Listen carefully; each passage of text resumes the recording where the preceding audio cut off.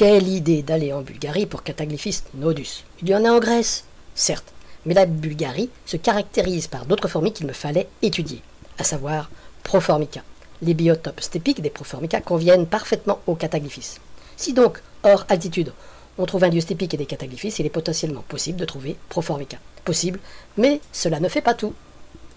Savez-vous comment on dit fourmi en bulgare? Mravka. Un autre essai. Mravka. Mravka.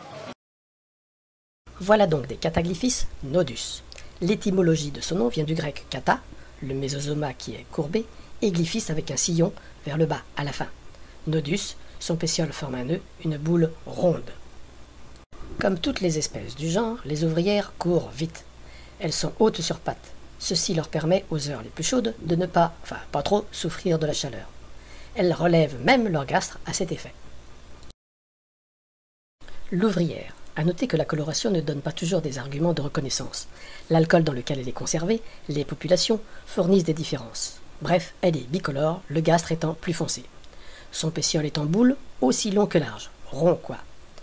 Un bien beau spiracle tout en longueur. De magnifiques mandibules, ce sont des chasseresses. Elles prospectent après des insectes vivants ou des cadavres, qui fournissent plus de 80% de leur alimentation, le reste étant des substances sucrées. Il y a un fort dimorphisme dans la taille de ces ouvrières. Ce sont les plus grandes qui sortent le plus. Les plus petites ont en charge l'entretien du nid et le couvain.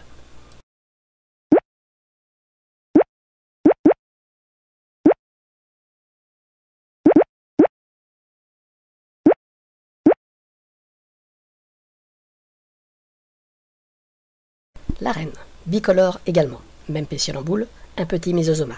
Bien que les ayant vus essaimer en grande quantité, je doute que la fondation soit indépendante. Généralement, les Cataglyphis bouturent. Les nouvelles reines partent du nid, mères, avec un cortège d'ouvrières. Pour Cataglyphis nodus, je ne sais pas. Comparaison de quelques grandes Cataglyphis. Grande parce que Cataglyphis est féminin. Cataglyphis nodus avec celle du Maghreb. Grande étant un mot subjectif, je préfère comparer avec des sujets entre eux. On a souvent tendance à exagérer, comme les populations dans les nids. Cataglyphis viatica, 11 mm,8. Cataglyphis mauritanica, 12 mm. Cataglyphis nodus, 12,7 mm. Cataglyphis savini, 13,1 mm.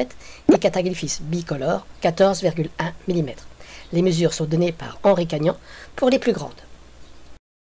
C'est un genre très difficile à prendre en photo, où que ce soit. Elles sont dans des zones chaudes et on transpire rapidement. Mais surtout, elles bougent tout le temps, ou de manière très saccadée, mais on ne peut pas présumer de leur stop. En macro, il n'y a pas de mise au point automatique. C'est vous qui devez vous adapter en avançant ou en reculant. Aussi, les photos que l'on voit bien souvent sont prises en studio ou en labo. Il suffit d'observer le substrat du sol. Ce n'est pas naturel. C'est un sport, mais elles le valent bien.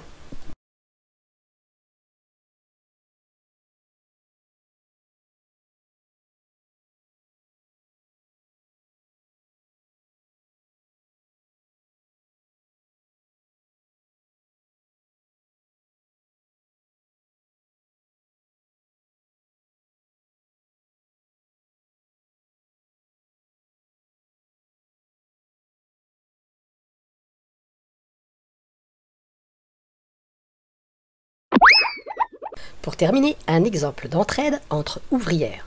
Elles sont venues s'abreuver sur une source. Quelle aubaine en ces fortes chaleurs! Une est restée collée à l'eau.